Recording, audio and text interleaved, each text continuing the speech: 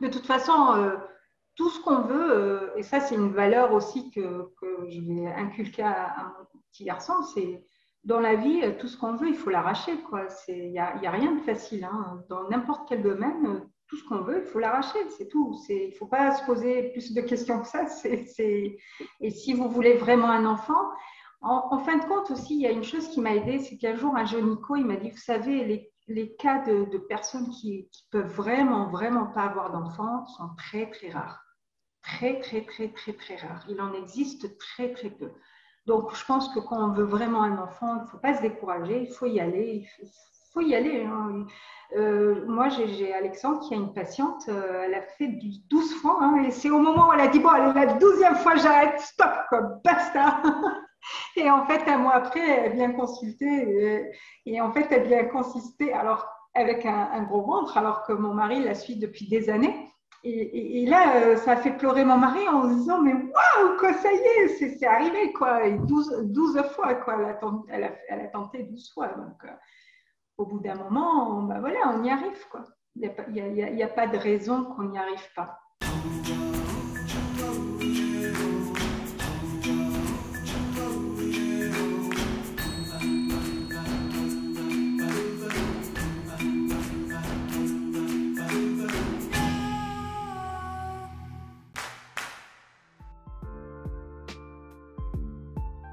En 2008, un gynécologue a déclaré à mon mari et moi que nous étions infertiles, que notre chance de procréer était quasiment nulle. C'est seulement en 2012 que nous avons pu accueillir notre fille. Entre 2008 et 2012 a donc été un combat, un processus énorme pour devenir parent. Donc, ce sujet de l'infertilité, de la stérilité, parfois du couple, me touche personnellement. Et j'ai invité aujourd'hui une femme que j'admire beaucoup pour échanger sur ce sujet. Bonjour Aïda. Bonjour. Merci d'avoir accepté mon invitation. Avec plaisir, merci de m'avoir invité.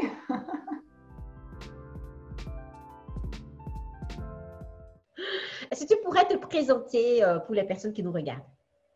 Oui, en fait, je m'appelle donc Aïda, j'ai 43 ans et je suis maman d'un petit garçon de 2 ans et demi. Waouh! Bienvenue dans Parentalité ancestrale. Dans cette émission, nous avons 3 grands moments. Le premier moment, donc la présentation de l'invité. Merci de t'être présenté de façon aussi succincte. Dans le premier moment de cet épisode, on parle un petit peu on veut te connaître un peu plus. Et donc, on parlera du moment vérité. Il s'agit de choisir en 3 couleurs. Donc, la couleur or qui représente les valeurs, la couleur verte qui représente le lien et la couleur noire qui représente l'expérience. Qu'est-ce que tu as envie de partager avec nous entre ces 3 couleurs? Alors, moi j'adore les valeurs, donc je pense que je vais partir sur la couleur or pour parler des valeurs. Merci beaucoup. Eh bien voilà, la question va être, donc, quelles sont les valeurs les plus importantes pour toi et comment est-ce que tu les mets en œuvre dans ta vie, dans ton quotidien et aussi de maman? En fin de compte, mes valeurs à moi, elles sont très très simples. Parce que je trouve que c'est lié avec tout ce qu'on fait dans la vie, tout ce que font aussi les gens. Quand on regarde bien, on recherche tous la même chose. Et moi, j'accorde beaucoup d'importance à cette valeur, c'est apprendre à être heureux très simplement, avec des choses très très simples. Je trouve qu'aujourd'hui, on est dans une société où malheureusement, on ne nous apprend pas à être heureux. On nous éloigne du bonheur constamment, tout le temps. Et on est dans une société de stress intense, tout le temps, tout le temps. Et du coup, on n'est plus du tout connecté avec des choses simples qui finalement sont très simples. Donc moi, je suis très simple dans ma façon de vivre, dans ce que j'aime. Et si j'ai des valeurs, j'ai une grande valeur à partager avec mon fils. C'est vraiment ça. Je veux vraiment que le plus important, c'est qu'il soit heureux, tout simplement. Qu'il fasse tout pour ça, en fait. Wow. Mais c'est l'essentiel de la vie, tu as raison. Merci pour ce partage qui touche mon cœur. Mais nous arrivons donc au deuxième moment qui est tant attendu, c'est la vision de l'invité. Et maintenant, on va te poser cette question. Le titre de cet épisode, c'est donc On est infertile. Quel est ton cheminement à toi par rapport à l'infertilité? Alors nous, ça a été un long parcours du combattant, comme tous les couples, je pense, qui vivent un petit peu l'infertilité. On ne m'a pas déclarée infertile dès le départ, en fait. J'avais un taux de LH bas. Et c'est vrai que ça faisait 2 ans qu'on essayait d'avoir un enfant, mais on n'y arrivait pas. Donc, j'ai commencé à creuser un petit peu plus, à consulter, et j'avais un taux de LH bas. Donc, en fait, on est allé progressivement dans les années. Et en fait, on a commencé à faire attention à plein de choses, à ce que je mangeais, à prendre certains, on va dire, des médicaments qui m'aidaient un petit peu, etc., pour élever certains taux, etc. Et finalement, ça ne donnait rien. Et du coup, on m'a proposé de faire une FIV. Et en fait, j'ai accepté de la faire. Et puis une deuxième, et puis une troisième, et puis une quatrième, et puis une cinquième, et puis une sixième, et puis une septième. Et ce n'est qu'à la 8e que ça a marché, en fait. Waouh! Ça a été vraiment un long parcours. Ça a duré combien de temps au total? 7 ans. 7 années. Ouais, ouais. En fait, cette année, entre le moment où on a décidé d'avoir un enfant, mais on va dire 4 ans de combat vraiment intense. Parce que les années d'avant, on consultait, on se battait, on faisait ce qu'il fallait, mais ce n'était pas ce qu'on appelle un combat. Quand on rentre vraiment dans un combat, c'est vraiment, c'est plus… Oui. Waouh! Mais qu'est-ce qui fait, parce que moi, c'est la question qu'on me pose souvent, qu'est-ce qui fait qu'on tient si longtemps? Parce que… Ah ben c'est comme dans tout, on tient longtemps dans une souffrance quand on a un sens. Et nous, notre sens, c'était d'avoir un enfant, tout simplement. On le voulait vraiment, donc on le voulait fortement. Oui. Et on ne s'est jamais découragé, jamais. C'est ça. Qu'est-ce qui fait qu'on ne se décourage pas? Donc, c'est vraiment le fait que on veut un enfant. C'était fort pour vous deux. Ben, c'est ce que je disais, les choses très simples, l'envie, tout simplement.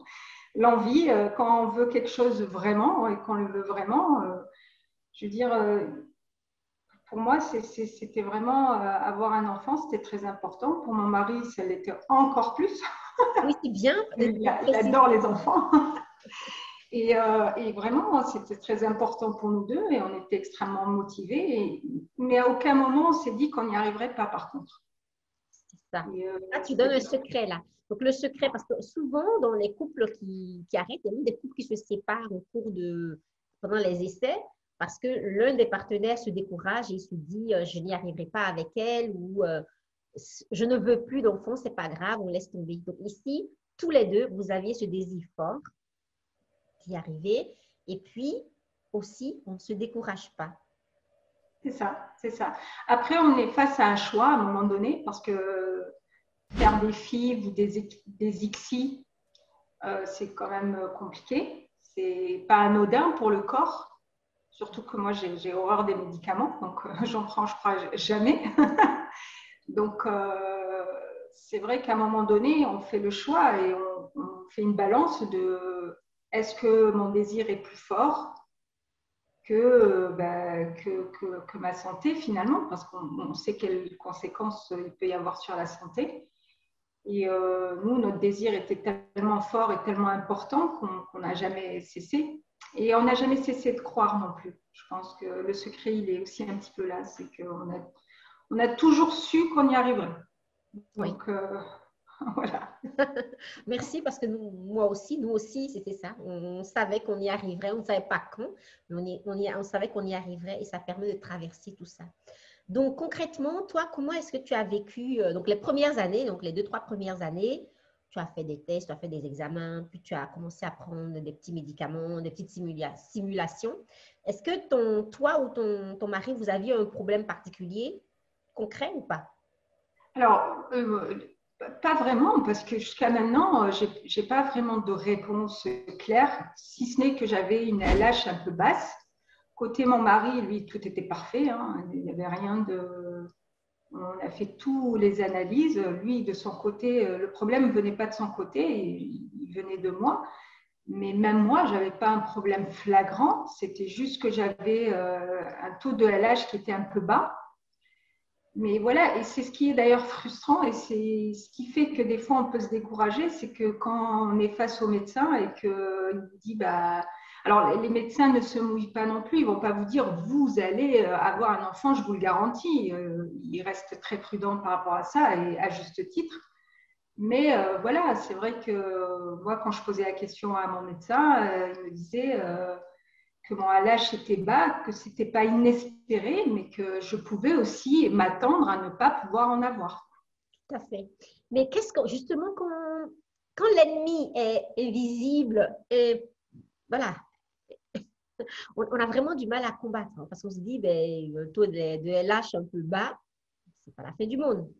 Donc, comment est-ce qu'on se sent, en fait, quand donc, tu as dû prendre des compléments, enfin des médicaments pour remonter ton LH, et à un moment donné, ça a dû remonter pendant cette première période, hein, toujours que je reste toujours sur cette première période. Et quand ton LH est remonté et que tu ne tombais pas enceinte, tu n'as pas été, comment tu t'es sentie? Il y a des moments, on passe par tous les émotions. D'ailleurs, il y a des moments très forts, que ce soit dans le positif ou le négatif, hein. Mais c'est vrai qu'il y a des moments de découragement, des moments de déprime totale, hein. Mais je ne me souviens pas à aucun moment, mais vraiment. Mais après, c'est mon type de fonctionnement, hein. J'ai toujours fonctionné comme ça dans la vie. Quand je veux quelque chose, je ne conçois pas l'échec. C'est vrai. Alors, ça peut être aussi un défaut des fois parce que je suis une fonceuse et je peux me planter, mais je ne conçois pas l'échec. En fait, je voulais un enfant. Je savais que j'allais y arriver. Je ne savais pas comment, je ne savais pas, mais je savais que j'allais y arriver. Je le visualisais même. Je le ressentais aussi. Des fois, j'avais l'impression de tenir sa main alors qu'il n'existait même pas, il n'était même pas là. Et ça aussi, ça aide énormément dans des moments très difficiles. On visualise les choses. Et c'est pour ça qu'avoir un sens, c'est très important dans ces moments de découragement. C'est-à-dire que dans ces moments de découragement, quel que soit le domaine, un enfant ou autre, il faut vraiment se poser et visualiser pourquoi on le fait et visualiser la finalité finalement. Et moi, je me voyais avec mon enfant et je me disais, bon, j'acceptais ce moment de déprime, je le vivais, mais je me disais toujours, bon, demain sera un meilleur jour, demain ça ira mieux et je me rebattrai demain. Aujourd'hui, je laisse tomber et demain, on verra. Demain, ça sera un autre jour et on partira sur un mot clé. Wow, c'est tellement ça, on a vécu les mêmes choses. Moi, j'avais tout le temps ça aussi. Je visualisais, je le sentais hein, dans mon cœur. Parfois, il m'arrivait même d'entendre maman. Je disais à mon mari, je vais devenir maman parce que je l'entends, je sais que je vais devenir maman. C'est tellement fort et je pense que c'est ça qui fait qu'on tient encore et encore. C'est fou, hein, c'est fou. Hein, je pense nous, les mamans, c'est comme si on avait un sens différent des papas. Mais moi, je sais que c'est vraiment ça. J'avais l'impression qu'il était là, même s'il n'était pas là, en fait. Je je le sentais vraiment, mais même s'il n'était pas là. Et des fois, je lui parlais même, je lui disais, ne t'inquiète pas, on va venir te chercher, on va venir te chercher, on va venir te chercher, on va y arriver. Tu me C'est vraiment ça, quoi. Oui, j'ai eu ça aussi. J'ai eu ça aussi. Je dis, on va venir. Je dis, elle m'appelle, je vais venir. Moi, je sentais aussi. Je savais que c'était une fille aussi. Moi, Ah, c'est marrant. Ah oui. C'est marrant. Il m'est arrivé, mon mari me dit, mais arrête, tu te fais du mal. Euh, tu n'y penses plus, ça viendra, je crois aussi, mais arrête de te focaliser dessus. Et c'est vrai qu'on peut devenir obsédé, justement. On peut devenir complètement obsédé. Tu as eu un petit peu cette expérience? Je ne suis pas tombée dans l'obsession, en tout cas peut-être, mais en tout cas, on n'a pas pu s'en rendre compte parce que tous les deux, on est pareil. Parce que même mon mari me disait, il ne concevait jamais l'échec. On a toujours été une très bonne équipe pour tout ce qu'on fait, on le fait ensemble parce qu'on a la même vision des choses. Et c'est vrai qu'à chaque fois, il ne concevait pas non plus l'échec. Il me disait toujours, on va y arriver. Après, c'est vrai que peut-être que ça nous a aidé le fait qu'il soit ostéopathe et qu'il voit beaucoup de patientes qui ont le même problème et qui finissent au bout de quelques années. Des fois, il me disait, tu vois, j'ai une patiente, elle a essayé 10 fois. Nous, on n'est qu'à 7 fois, c'est rien. Oui. Alors, du coup, je me disais, bon, si elle y est arrivée au bout de 12 fois, bon, je vais continuer. Hein. Ah oui, ça a dû aider beaucoup parce que justement, en fait, il y a aussi cette question de il y a l'entourage. Comment est-ce que vos parents, tes beaux-parents ou je ne sais pas, des amis, ils n'ont pas essayé de vous décourager? On n'en parlait pas beaucoup. On n'en parlait pas beaucoup parce que justement, on ne voulait pas avoir voilà, je sais que ma maman, elle voulait vraiment être, mes parents voulaient vraiment être grands-parents, mais c'est vrai qu'à un moment donné, comme tu disais, ça peut paraître obsessionnel et l'entourage peut vous dire stop, tu vas bousiller ta santé. Et on voulait pas ça. Donc, en fait, à chaque fois qu'on nous posait la question, qu'on nous disait, bon alors, c'est quand qu'on sera grands-parents, c'est quand nous, notre réponse était, ça arrivera quand ça arrivera. Mais ça arrivera. On ne sait pas quand, mais ça arrivera. Je crois que c'est la meilleure attitude, absolument. C'est la meilleure Oui, c'est attitude. ça. Moi, j'ai fini par faire, à lâcher prise dessus, on verra bien quand ça arrivera, tout à fait. Et puis, on peut arriver aussi dans à ces moments de tous ces médicaments. Comment est-ce que est-ce que toi, tu as pu mettre en place quelque chose pour contrebalancer? Comment tu as vécu les injonctions, les prises de sang, les médicaments à prendre? Tu n'as pas eu des effets secondaires? Si, un petit peu quand même. Mais après, on n'y pense pas trop parce que moi, j'étais fixée bébé. Donc, j'étais fixée bébé. Donc, pour moi, le reste, je zappais en fait. Et, par contre, je n'ai pas contrebalancé parce que moi, naturellement, avant bébé ou après bébé, j'ai toujours bien mangé. En tout cas, alors, quand je dis bien manger, je suis très gourmande. Donc, je mange du sucre et tout. Hein, mais par contre, je mange des choses de qualité. Voilà, j'ai toujours mangé des fruits. On ne sait pas ce que c'est acheter des produits transformés à la maison. Nous, on fait des soupes, on fait des ragoûts, mais toujours à partir de légumes. On a toujours des matières premières à la maison, des fruits, des légumes, et voilà. Et donc, j'ai toujours mangé des choses de qualité. Donc, je ne me souviens pas avoir changé avant ou après. Par contre, pendant la grossesse, j'ai changé beaucoup de choses, mais ça a été une catastrophe. Si tu veux, on pourra en parler après. Mais par contre, voilà, j'ai pas cherché à contrebalancer. Par contre, j'acceptais, je savais en pleine conscience que en faisant des FIV, j'allais avoir peut-être un jour des effets secondaires, mais c'était un choix. Donc, de toute façon, au bout d'un moment, il faut choisir. Hein. Donc, on n'a pas le choix. Il y a pas, il y a peut-être d'autres méthodes beaucoup plus naturelles, mais bon.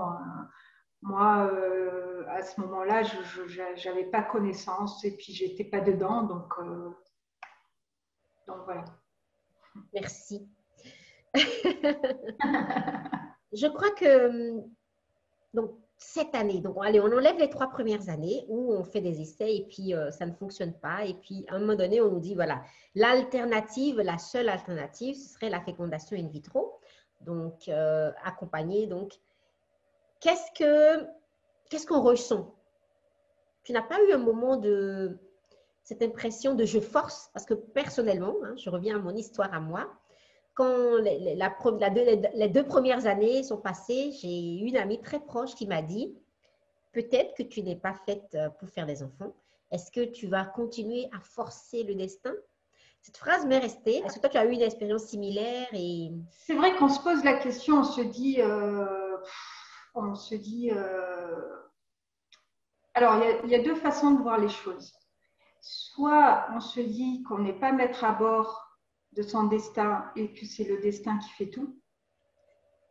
Et j'ai été à un moment donné comme ça, en me disant, si c'est pas destiné, et si c'est pas arrivé, c'est que c'est pas destiné. Mais ça, c'était un moment de ma vie. Et puis un jour, voilà, j'ai eu un gros coup dur.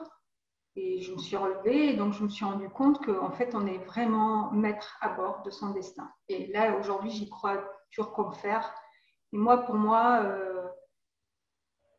on est vraiment maître à bord. Donc, si j'avais envie d'un enfant, j'avais envie d'un enfant.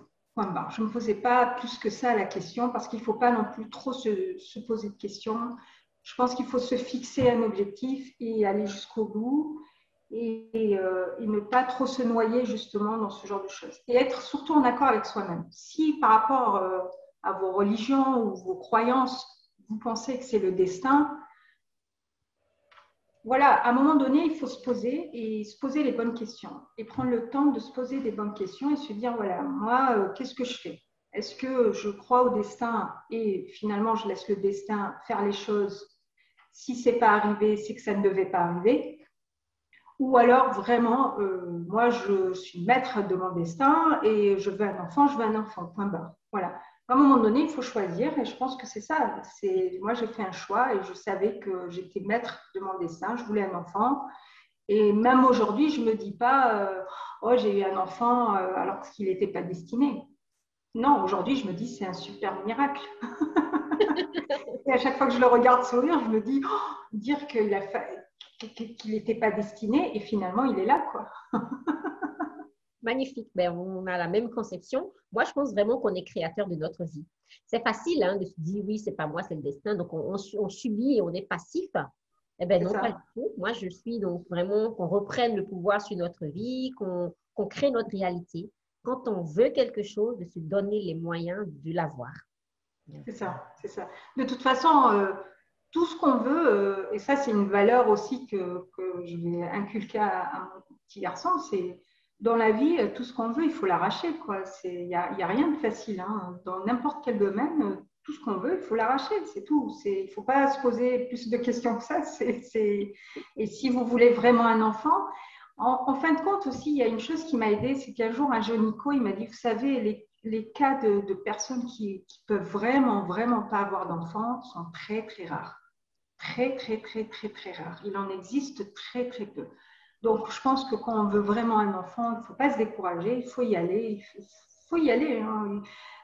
Moi, j'ai Alexandre qui a une patiente, elle a fait 12 fois, hein, et c'est au moment où elle a dit, bon, allez, la 12e fois, j'arrête, stop, quoi, basta. Et en fait, un mois après, elle vient consulter et en fait, elle vient consister alors, avec un gros ventre, alors que mon mari la suit depuis des années. Et là, ça a fait pleurer mon mari en se disant, mais waouh, quoi, ça y est, c'est arrivé, quoi. Et 12 fois, quoi. Elle a tenté 12 fois. Donc, au bout d'un moment, ben voilà, on y arrive, quoi. Il n'y a pas de raison qu'on n'y arrive pas. Justement, en France, c'est limité. C'est limité à combien de… C'est limité à 4 fois et on fait une dérogation pour encore 4 fois. Mais nous, en fait, on a réussi, d'ailleurs aujourd'hui, si j'ai un conseil à donner, je pense qu'il faut vraiment aller là. On est allé dans le centre ou dans un centre en Espagne, où là, ils sont vraiment, vraiment très, très avancés au niveau technologie. Ils sont au top du top, au summum, quoi. Je veux dire, même en France, on n'a pas, et c'est même mon génico qui me l'a recommandé et qui me l'a avoué. Il m'a dit aujourd'hui, on n'a pas les techniques qu'ils ont. Ils sont vraiment à la pointe de la technologie. Et d'ailleurs, j'ai fait, c'est bien simple, j'ai fait 7 fois en France et une fois, la 8e fois, je l'ai fait en Espagne et c'est là où ça a pris. Et c'était une seule fois en Espagne. Donc, voilà. Après, il faut chercher, il faut y aller, il faut frapper à toutes les portes, il faut se fermer à rien et puis on finit pas à y arriver, quoi. C'est pas… Waouh! Voilà. Merci beaucoup pour ton partage. Je ne sais pas si on peut résumer en quelques mots le parcours de 4 années d'échecs, essais, tentatives et encore. C'est incroyable. Est-ce que tu as, à chaque échec, comment tu as géré chaque échec? À chaque fois, on se dit, on espère, on se dit, cette fois, ça va être la bonne, et en fait, c'est toujours pas la bonne, quoi. Hein. Donc, on fatigue, hein, on fatigue, on a des moments de déprime, mais je veux dire, il faut les accueillir et les vivre. Mais après, on a ce qu'on appelle dans la vie, on est des êtres humains et l'être humain, c'est une machine juste exceptionnelle et formidable pour à chaque fois se relever et à chaque fois refaire. Et c'est marrant parce que c'est ce que je disais, les choses simples. Il n'y a qu'à voir un enfant, comment ça fonctionne un enfant. Un enfant, moi, j'ai compté le nombre de fois où mon bébé est tombé pour apprendre à marcher. Au bout d'un moment, j'ai arrêté de compter parce que c'est juste pas possible, quoi. Combien de fois un bébé tombe et se relève? Combien de fois? Pour finalement apprendre à marcher. Et aujourd'hui, on est dans une salle de je sais pas, plus de 10 000 personnes. On demande qui ne sait pas marcher aujourd'hui à 40 ans. Tout le monde sait marcher. Tout le monde finit par marcher.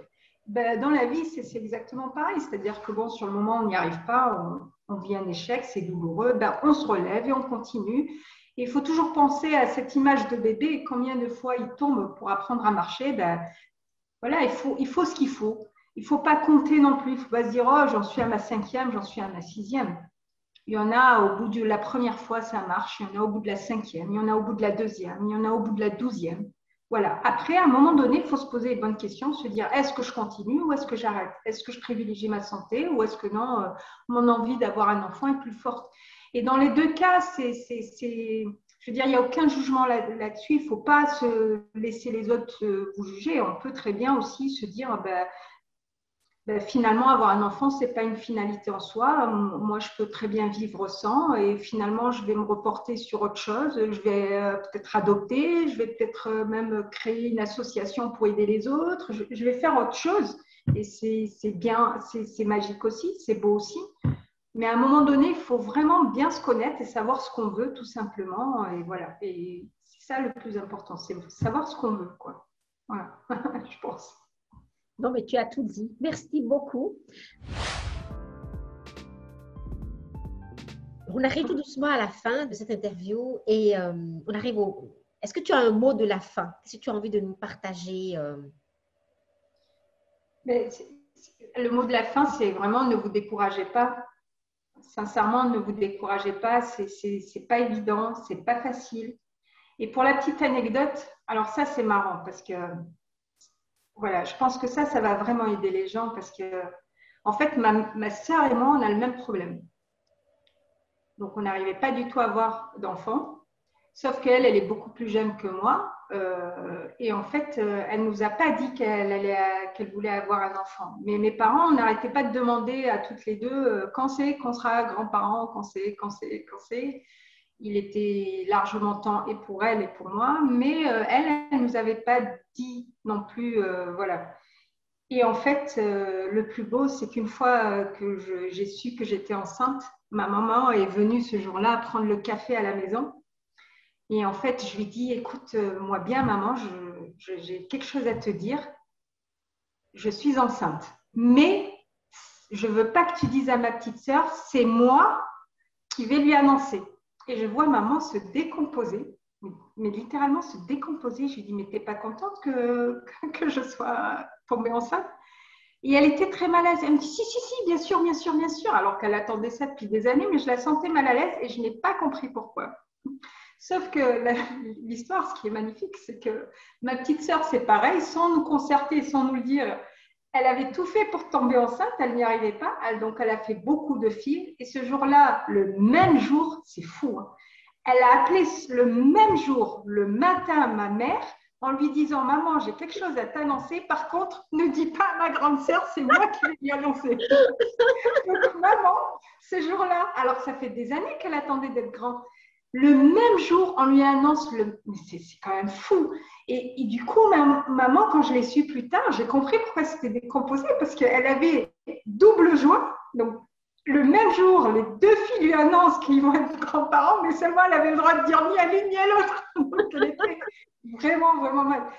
Combien de chances, franchement, il y avait une chance sur même 10 millions, c'est faible. Combien de chances il y avait pour que ça arrive? Alors, si ça s'est arrivé, c'est que vous pouvez tomber, enfin voilà, c'est que c'est tout à fait, enfin, c'est possible de tomber enceinte. Franchement, comme je vous disais, les cas sont extrêmement rares. Donc, il ne faut pas se décourager, il faut y aller et surtout, il faut se dire que, voilà, il ne faut pas concevoir l'échec. Ça va arriver, ça va arriver. Voilà, ça serait le mot de la fin, quoi. Merci beaucoup. Waouh! L'anecdote, elle tombe vraiment bien. Et en plus, vraiment un message d'espoir. C'est hyper touchant. Je vais faire un petit résumé de ce que tu nous as partagé parce que tu nous as dit beaucoup, beaucoup de choses importantes. Tu as parlé donc beaucoup de l'état d'esprit, ne pas concevoir l'échec, rester dans la vision qu'on a, visualiser, tu disais beaucoup ça, visualiser, voilà, quel sens ça a pour moi d'avoir un enfant. Et c'est vraiment important donc de rester connecté à ça, à quoi c'est important, de faire un travail de clarification sur ce qu'on désire vraiment. Tu as parlé donc de l'alimentation qui est importante, donc de manger des produits naturels et sains, ça c'est manger des produits bruts, c'est la base en fait. Et effectivement, l'une des causes de l'infertilité inexpliquée, c'est notre monde actuel qui est rempli de pesticides, de produits en fait toxiques pour la santé tout simplement. C'est une des causes probables de la montée de l'infertilité. Tu as parlé de la relation de couple. C'est important d'être à deux dans l'aventure, de pouvoir tout le temps garder la communication. Qu'est-ce que nous voulons et voilà, et aller dans la même direction. C'est important. Mais tout ce que tu dis est important, mais c'est ça en fait. De ne pas concevoir l'échec, de ne pas concevoir l'échec et de garder cette image de l'enfant qui tombe, qui à chaque fois, à chaque échec, de se relever, de se rappeler que aussi bien, comme on dit dans la sagesse ancestrale, aussi bien que l'enfant tombe et se relève jusqu'à marcher, mais moi aussi j'aurai un enfant. Donc à chaque échec, accueillir ce qui se passe, hein, accueillir la déprime, enfin voilà, vas-y. C'est-à-dire que tout à l'heure, j'ai oublié de le dire, c'est-à-dire que l'enfant, lui, ne se pose pas la question combien de fois je vais devoir me lever pour marcher, pour apprendre à marcher. Allez, à la 40e fois, moi j'arrête. L'enfant, il ne réagit pas comme ça, quoi. L'enfant, il se relève, il se relève, il se relève, il se relève, il se relève. Et c'est vrai que je regardais beaucoup mon enfant quand il était bébé, comment ça fonctionne, parce qu'à ce moment-là, ils sont complètement neutres, quoi. Et c'est vrai que c'est complètement fou. L'enfant, il ne se pose pas toutes ces questions. Il se relève jusqu'à ce qu'il y arrive. Et bien, avoir un enfant, c'est un peu ça, quoi. Il faut y aller jusqu'à ce que ça vienne. Voilà. C'est aussi simple que ça, en fait. Aussi simple que ça. Merci beaucoup. Ben, écoute, merci à toi. En tout cas, merci de m'avoir invitée. Avec grand plaisir. Ce qui m'a touchée chez toi, mais je pense que je vais te réinviter dans une autre vidéo pour qu'on parle. On parlera de ta relation avec ton enfant qui est particulière et comment tu l'accompagnes. Oui. Et en quoi est-ce quel est le lien entre la parentalité et la pâtisserie? Moi, ça m'intéresse beaucoup. Oui. Et voilà, on refera. C'est vrai que je serais ravie de venir en parler parce que ça, par contre, ça me tient vraiment à cœur de le partager parce que tu me disais tout à l'heure qu'est-ce qui est important comme valeur à partager à toi, à ton enfant, à l'humanité. Et c'est vrai que ça, c'est vraiment quelque chose que je souhaite partager. Ça me tient à cœur parce que c'est très, très riche et c'est très, très important. Je suis bien consciente. Merci Aïda.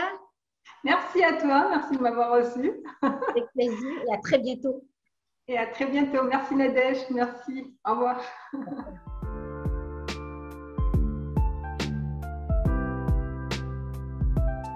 Si tu as aimé cette vidéo, n'hésite pas à liker, commenter, partager, abonne-toi, active la cloche de notification et si tu as envie de passer de maman réactive, qui n'est pas satisfaite de sa vie de femme et de maman actuellement, à maman souveraine, celle qui prend soin, une maman consciente, présente, bienveillante, dans la barre de description de cette vidéo, découvre la pause sacrée de maman. Ça pourrait bien changer ta vie.